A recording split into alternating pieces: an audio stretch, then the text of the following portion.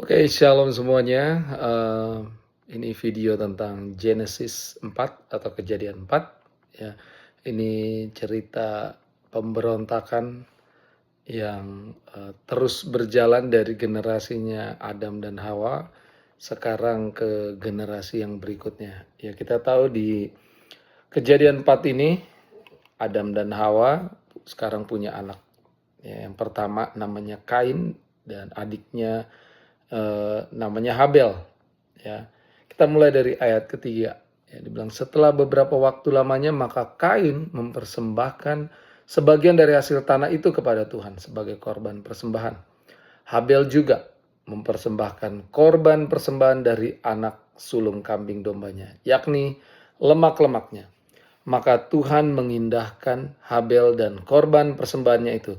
Tetapi Kain dan korban persembahannya tidak diindahkannya. Atau Tuhan nggak berkenan. Ya. Sini kita lihat Kain itu kerjanya sebagai petani. Dan adiknya Habel sebagai gembala. Dan saya percaya apapun itu kerjaan kita, ya nggak ada masalah. Ya, nggak harus kita melakukan pekerjaan yang orang lain kerjakan, ya. Tapi saya percaya Tuhan kasih kita talenta yang unik setiap orangnya dan kita bisa lakukannya semua untuk kemuliaan Tuhan. Ya, dan di sini kita bisa lihat Kain petani, Habel gembala, dan mereka tentunya memberikan persembahan sesuai dengan hasil dari pekerjaannya. Ya, Kain dia mempersembahkan sayur-sayuran, ya, tumbuh-tumbuhan. Habel karena dia gembala, ya dia persembahkan anak sulung, ya, kambing dombanya, yaitu lemak-lemaknya. Dan di sini kita unik juga ya, Tuhan terima Habel punya. Apakah karena Tuhan lebih senang binatang daripada persembahan yang bersifat vegetarian? Ya, saya rasa enggak, ya, karena ada ayat firman Tuhan ya bilang di Ibrani 11. Ya, Ibrani 11 ini semuanya ngomongin tentang iman. Ya, apa artinya iman ya. Dan juga orang-orang beriman yang ada di situ. Nanti kita semua bisa sama-sama baca. Ya, di situ dibilang Habel mempersembahkan dengan iman. Ya. Jadi ternyata apapun yang kita lakukan, ya, Tuhan tahu motivasi hati kita di balik semuanya itu. Ya, kita bisa aja kibulin orang lain, ya, orang lain nggak ada yang tahu, ya. Orang lain kan taunya apa yang kelihatan dari luar, ya. Pada saat kita melakukan persembahan, memberikan persembahan, orang lain taunya itu, ya. Apalagi kalau di gereja, ya, orang tahu kalau persembahannya banyak, ya, perpuluhannya banyak, namanya ada, ya. Tapi yang Tuhan lihat adalah motivasi hati kita saat kita memberi, ya. Kita lanjut, ya. Lalu hati Kain menjadi sangat panas. Nah, ini aneh. Kain aneh ya. Bukannya introspeksi diri, ya, kalau ada yang salah cepat-cepat bertobat, ya. Karena dilihat Tuhan nggak mengindahkan persembahannya Kain, dia malah hatinya menjadi panas. Berarti kelihatan, ya, motivasi hatinya Kain ini saat melakukan persembahan, ternyata ada udang di balik batu. Ya, dan mukanya muram. Ayat 6 firman Tuhan kepada Kain, mengapa hatimu panas dan mukamu muram? Apakah mukamu tidak akan berseri jika engkau berbuat baik? Tetapi jika engkau tidak berbuat baik, hati-hati, dosa sudah mengintip di depan pintu. Ya, kita lihat sini Tuhan tuh maha tahu. Dia tahu apa yang akan terjadi, ya, di waktu-waktu yang akan datang. Ya. Terus dibilang di sini apa? Dosa sudah mengintip di depan pintu. Ia sangat menggoda engkau. Sangat, ya. Jadi iblis ini benar-benar ya niat banget. Ya, dia rindu banget, dia ngebet banget, pengen banget supaya kita ini jatuh dalam dosa, ya. Jadi kita bisa lihat ya Tuhan kasih warning sama Kain. Hati-hati Kain. Ini Tuhan langsung ngomong secara audible, secara suara langsung ya. Kalau mungkin Saat ini Tuhan nggak warning kita secara suara langsung, "Hai Andre, jangan lakukan itu, setan sedang berusaha keras supaya kamu jatuh." Enggak, ya. Saya yakin Roh Kudus ngomong, dia ingatkan dengan firman-firman Tuhan. Makanya kita perlu baca firman Tuhan supaya pada saat Roh Kudus mengingatkan firman Tuhan, kita bisa ingat, ya. Tetapi engkau harus berkuasa atasnya, atas dosa. Wow, ini menarik nih. Pertanyaannya adalah, bisakah kita berkuasa atas dosa? Ya. Kalau Tuhan sendiri bilang, Allah sendiri bilang, katanya engkau harus berkuasa atas dosa. Berarti kita bisa. Kalau Tuhan bilang katanya jadilah engkau sempurna seperti Bapamu surga, berarti bisa kita menjadi sempurna, ya. Kita bisa lakukan semuanya, ya, karena ada Roh yang memampukan kita. Galatia 5 ayat 16 bilang katanya, hiduplah oleh Roh, maka kamu tidak akan menuruti keinginan daging. Makanya penting sekali kita hidup dalam Roh senantiasa. Setiap saat kita minta Tuhan penuhi kita dengan Roh Tuhan, ya, supaya kita bisa hidup dalam Roh, sehingga Roh itu bebas berbicara kepada kita, mengingatkan kita, mewanti-wanti kita, mewarning kita supaya jangan sampai kita jatuh. Ya, makanya ini penting bagi pemimpin gereja dan hamba-hamba Tuhan yang melayani, apapun itu pelayanannya, ya, kita bawa dalam doa, kita topang mereka dalam doa, ya. Seberapa sering? Sesering mungkin, ya, karena si iblis itu bukan kerja cuma sekali. Kalau sekali dia coba nggak mempan, dia akan coba terus, dia akan coba terus, dia akan coba terus, dia akan cari celah untuk memastikan kita jatuh dalam dosa, ya. Jadi jangan lupa kita selalu bawa dalam doa hamba-hamba Tuhan yang ada di gereja kita, ya. Kata Kain kepada Habel adiknya, marilah kita pergi ke padang. Ketika mereka ada di padang, tiba-tiba Kain memukul Habel adiknya, lalu membunuh dia. Ini luar biasa. Tuhan udah kasih warning sama Kain. Kain, hati-hati katanya, ya. Dosa sangat menggoda engkau katanya. Dan pastikan kamu berkuasa, kamu menguasai. Kamu yang menguasai dosa, bukan dosa menguasai kamu. Namanya udah efek dari dosa, ya. Bukannya bertobat, malah lanjut, ya. Dosanya naik to the next level. Dia udah buat siasat, dia ajak adiknya ke padang, ya. Dan di padang tiba-tiba Kain memukul Habel. Ini cuman gara-gara jealousy atau cemburu akibat persembahan. Mereka seperti ini, ya. Kain bunuh Habel bukan gara-gara mereka berantem tentang hal-hal yang pada umumnya orang biasa lakukan sehingga mengakibatkan pembunuhan.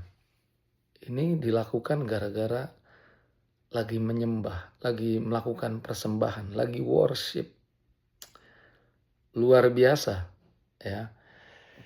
Dan kita bisa lihat sini benar-benar bebal si Kain, ya. Udah di warning Tuhan langsung, masih aja lanjut dengan hati yang jahatnya.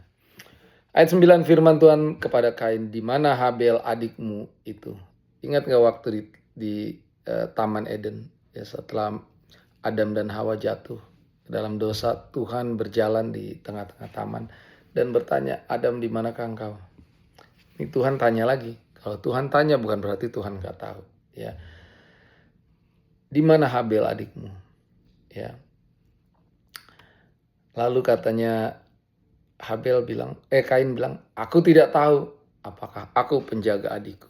Wow, amazing.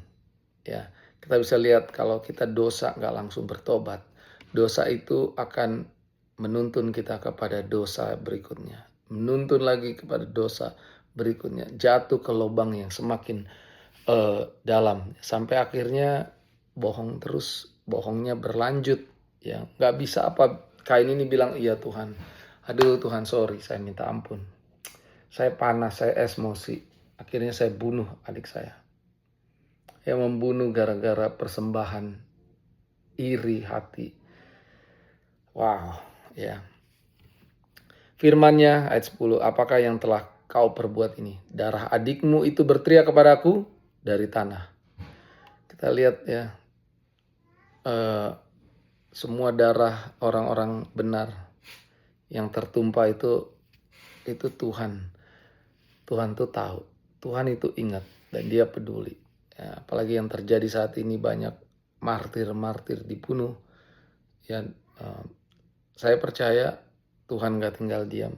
Ya, setiap darah martir yang tertumpah gak tertumpah begitu saja.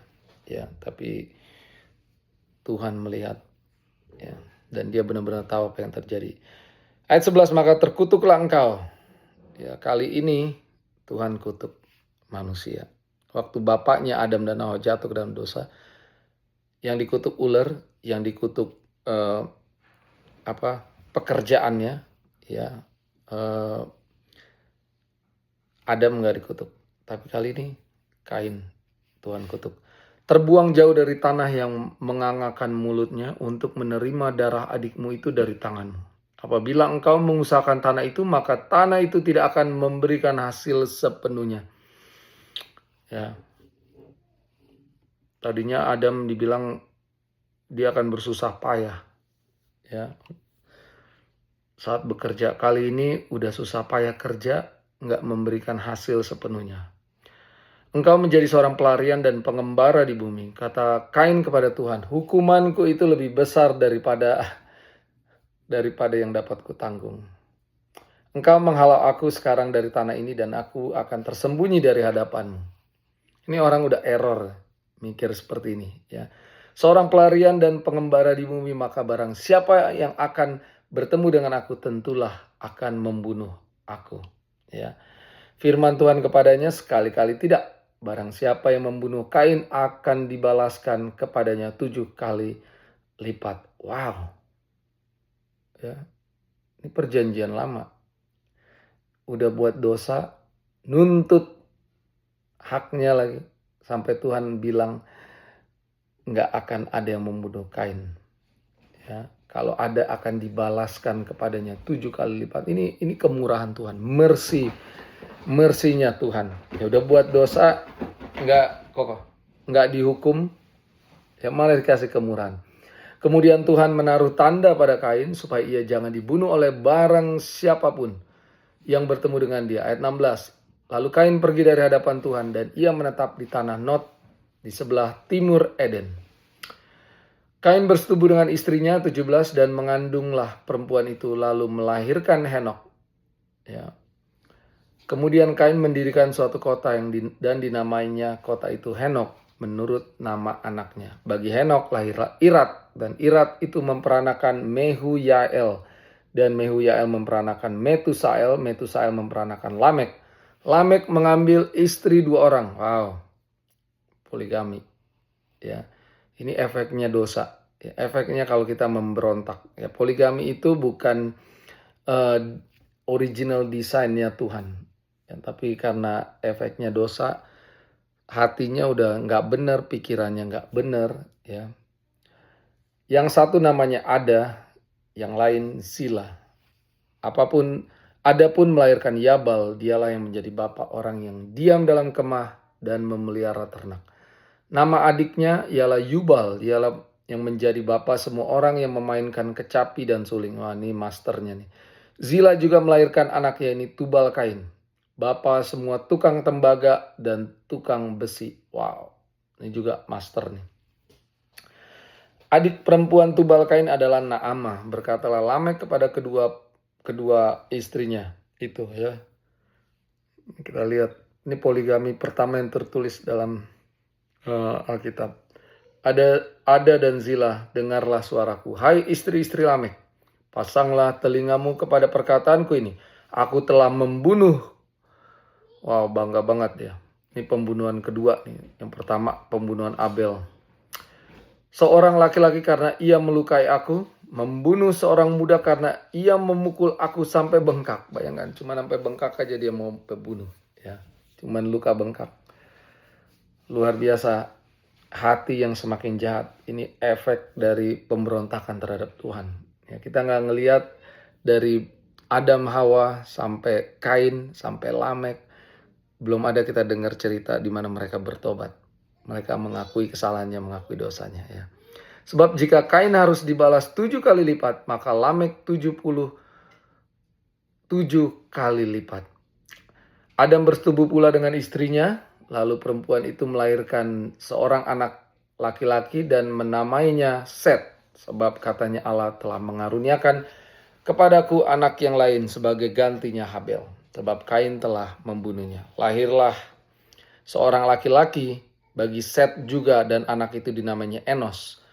Waktu itulah orang mulai memanggil nama Tuhan. Wow, amazing story di Kejadian 4 ini ya. Bagaimana kita bisa lihat dosa itu progres, berkembang ya. Yang tadinya di Taman Eden semuanya sangat indah karena perfect ya, sempurna, sampai akhirnya kita lihat ada gara-gara penyembahan ya, hubungan jadi hancur karena iri hati, terjadi pertumpahan darah, dan terus berjalan ya. Lamek juga ya sangat-sangat violent ya kepada orang yang cuman melukainya, membuat dia bengkak sampai dia harus menghabiskan nyawa orang itu ya. Tapi satu sisi kita juga bisa melihat bagaimana Tuhan itu udah kasih warning sama orang-orang ini. Bahkan sampai udah orang ini melanggar, berbuat dosa pada Tuhan, sekalipun gak dengerin Tuhan, Tuhan masih bermurah hati sama mereka. Bahkan seperti Kain ya, Tuhan kasih perlindungan lagi sama dia. Ya, ini luar biasa Tuhan kita. Bagaimana Tuhan kita ini penuh kasih, penuh sayang ya. Dia maha pengampun, gracious ya, amazing. Wow, chapter 4 bab 4 ya, cerita yang luar biasa. Ini menggambarkan Tuhan yang kita sembah ini Tuhan yang sangat-sangat baik banget ya. Dia masih terus menunggu, menantikan orang-orang yang memberontak dia sekalipun untuk bertobat ya. Tuhan gak langsung hukum karena Tuhan masih peduli dengan hubungan ya. Dia gak, firman Tuhan bilang katanya kematian orang fasik aja Tuhan gak berkenan ya. So semuanya teman-teman sini yang nonton ya, kalau kita ada hal-hal yang masih kita simpen ya, kebencian, iri hati ya, dosa apapun itu ya, ayo kita datang sama Tuhan, kita akui di hadapan Tuhan, kita bertobat, jangan lakukan lagi ya. Tuhan itu udah baik banget sama kita. Tuhan berkati.